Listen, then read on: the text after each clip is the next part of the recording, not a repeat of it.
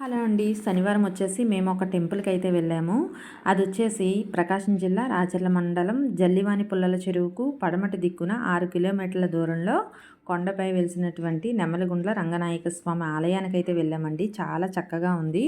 ఇక్కడ పురాణ గాథ ప్రకారం ఒక కథ అయితే ఉందంటండి. స్వామివారు ఎలా వెలిసారు ఏంటి అనేది కూడా చెప్పారనమాట. చాలా అంటే స్వామివారి దగ్గర ఎటువంటి కోరికలు కోరినా క్షణంలో తీరిపోతాయి అన్నట్టు ఇక్కడికి వచ్చినటువంటి భక్తులు అయితే చెప్తున్నారు. ఒకప్పుడు మయూర్ మహర్షి ఆశ్రమాన్ని ఏర్పాటు చేసుకుని మహావిష్ణువుని ప్రసన్నం చేసుకోవడానికి తపస్సు చేస్తూ తదేక దీక్షతో తన ముక్కు పుటముతో ఒక గుండమును తవ్వి మట్టిని బయటికి తీయడంతో మరుసటి రోజు సూర్యోదయం అయ్యేసరికి ఆ గుండం అంతా కూడా నీటితో జలమయంగా మారిందని ప్రతీతి. ఆ విధంగా దీనికి నెమలిగుండం అని పేరు వచ్చిందట. నెమలి ముఖ ఆకారంలో ఉన్న మహర్షిచే రావడం వల్ల నెమలిగుండం అని పిలుస్తున్నారు. దీని చెంతనే మహావిష్ణువు రంగనాయక స్వామిగా వెలయడంతో దీన్ని నెమలిగుండ రంగనాయక స్వామి అని పిలుస్తూ ఉంటారు అని చెప్తున్నారండి. ఇంకా ఇది వచ్చేసి చక్కగా స్వామివారిని ఏదైతే మయూర మహర్షి ఉన్నారు కదా, ఆయన అంటే తపస్సు చేసి స్వామివారిని ప్రసన్నుడయ్యేలా చేసి ఆ మయూర మహర్షి కోరిక మేరకు నెమలిగుండం పక్కనే మీరు స్వయంభూగా వెలిసి భక్తుల పాలట ఆరాధ్య దైవంగా వెలిసి వేలాది కుటుంబాలకు ఇలవేల్పుగా ఉండాలని ఉండి వారి పూజలు అందుకోవాలని కోరుతాడట మయూర మహర్షి. వారంలో ఒక్కరోజు మానవులకు, మిగతా 6 రోజులు దేవతలకు, మునులకు, యక్షులకు మీరు దర్శనం ఇవ్వాలని కోరుతారట. అందుకని చెప్పేసి ఇక్కడ రంగనాయక స్వామి ఒక్క శనివారం మాత్రమే భక్తులందరికీ దర్శనం ఇస్తారండి. అందుకే శనివారం ఒక్కరోజు మాత్రమే ఇక్కడ ఆలయం తెరిచి ఉంటుంది. అది కూడా ఉదయం 6 గంటల నుండి సాయంత్రం 6 గంటల వరకు మాత్రమే ఓపెన్ అయ్యి ఉంటుంది. ఇంకా ఈ విధంగా స్వామివారు అయితే చూడండి దర్శనం ఇస్తూ ఉంటారనమాట.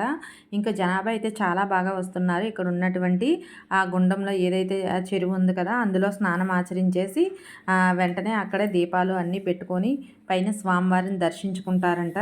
అదేవిధంగా ఆ శ్రీ మహావిష్ణువు భూలోకం వచ్చిన తర్వాత ఆ వైకుంఠం నుంచి భూలోకం వచ్చేస్తే వెంటనే శ్రీ మహావిష్ణువుని వెతుక్కుంటూ ఆ లక్ష్మీదేవి రంగసమేతుడైన స్వామిపై అలిగి అక్కడే ఆలయానికి దగ్గరలో కొండపై అమ్మవారు శిలగా మారి బాధపడుతూ ఉంటుంది అని, అక్కడ కొంత దూరంలో బొట్టు బొట్టుగా ప్రవహించే నీరు అమ్మవారి కన్నీరు అని చరిత్ర ఇప్పటికీ చెప్తూ ఉంటున్నారు.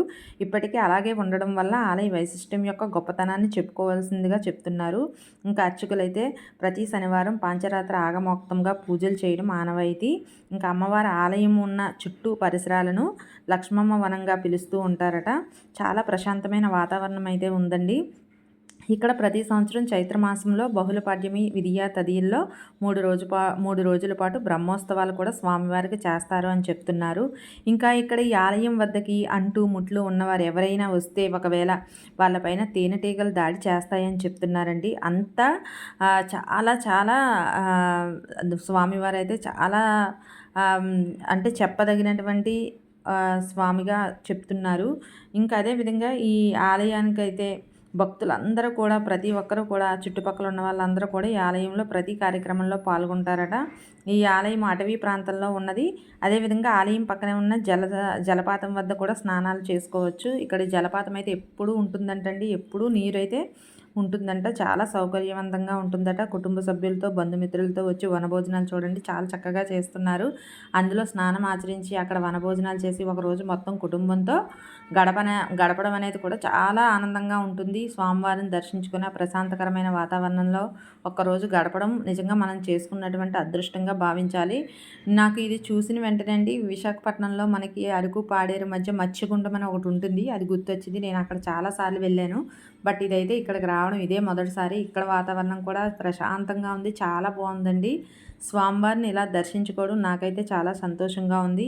ఎవరైనా వెళ్ళాలి అనుకున్న వాళ్ళు తప్పకుండా ఒకరోజైతే మీ కుటుంబ సభ్యులతో ప్లాన్ చేసుకొని వెళ్ళి దర్శించరండి. ఇక్కడ ఉన్నటువంటి వాతావరణం పిల్లలకు కూడా చాలా బాగా నచ్చుతుంది. చాలా బాగుంది. చాలా ప్రశాంతమైన వాతావరణం. స్వామివారి అనుగ్రహం అందరిపై ఉండాలి. అదేవిధంగా చక్కగా అనుగ్రహం పొంది మనం స్వామివారిని దర్శించుకొని రావాలండి. ఇంకా ఈ విధంగా అయితే ఉంటుంది గుడి అంతా కూడా. స్వామివారు వచ్చేసి మనకు ఇలాగ విష్ణుమూర్తి రూపంలోనే దర్శనం ఇస్తూ ఉంటారండి. ఇంక మీకు వీడియో నచ్చే ఉంటుంది. నచ్చితే లైక్ చేయండి. ఛానల్ సబ్స్క్రైబ్ చేసుకొని సపోర్ట్ చేయండి.